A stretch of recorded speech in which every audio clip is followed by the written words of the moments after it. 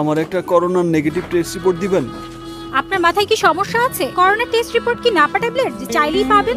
যান টেস্ট করান, 2-3 দিন পর রিপোর্ট পাবেন। শুনছি এই হাসপাতালে নাকি করোনার রিপোর্ট বিক্রি হয়, তাই আসলাম। আপা দেন না একটা নেগেটিভ রিপোর্ট। আমি গরিব মানুষ, কাজ যাইতে না পারলে ফ্লাইটের পুরো টাকাটাই লস হয়ে যাইব, ভিসার মেয়াদও শেষ হয়ে যাইব, দুবাই আর যাওয়া হইব না।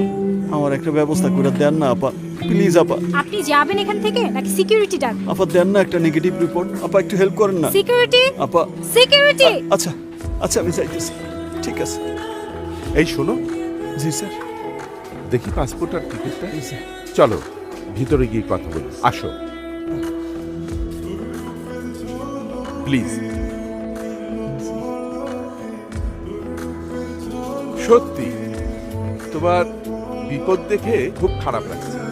তোমরাই তো দেশের রত্ন, বিদেশ গিয়ে কষ্ট করে কাজ করার পর তোমরাই দেশে টাকা পাঠাও। শোনো, তোমাকে আমি একটা করোনা নেগেটিভের রিপোর্ট দিতে পারি, কিন্তু টাকা লাগবে 20,000। আমি রাজি, কিন্তু স্যার আমার তো আইজি লাগবে।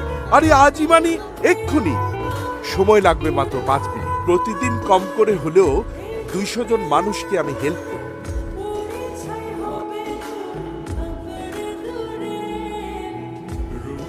দিনে 40 লাখ, মাসে 12 কোটি। আরে কিসের হিসেব করছো?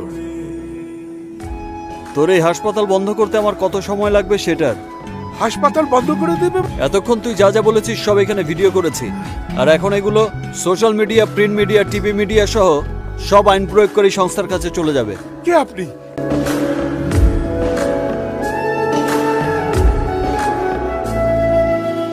নবাব, অন্যায়ের জবাব। ভাই ভাই ভাই প্লিজ আমার পেটে লাথি মারবেন না। কিছু জানাজানি হয়ে গেলে আমি রাস্তায় বসে যাব। প্লিজ প্লিজ ভাই এই কাজটা করবেন না প্লিজ। তোদের মতো লোকদের কারণেই দেশের মানিজ্যত সব শেষ। বিদেশের নিউজ পেপারে তোদের এই দুর্নীতি নিয়ে নিউজ হয়, তোর কোনো ক্ষমা নেই। এই হসপিটালের লাইসেন্স আমি বাতিল করবই। ভাই ভাই আপনি আমার বাপ লাগেন, আমাকে বাঁচান। কত টাকা লাগবে বলেন, আমি দিয়ে দেব ভাই। নবাবকে টাকা দিয়ে কেনা যায় না, তবে বেশি টাকা দিলে নবাবকে কেনা যায়। কত ভাই, কত টাকা লাগবে আমি তাই দেব। আপাতত 4 লাখ। আমি আছি আছি আছি।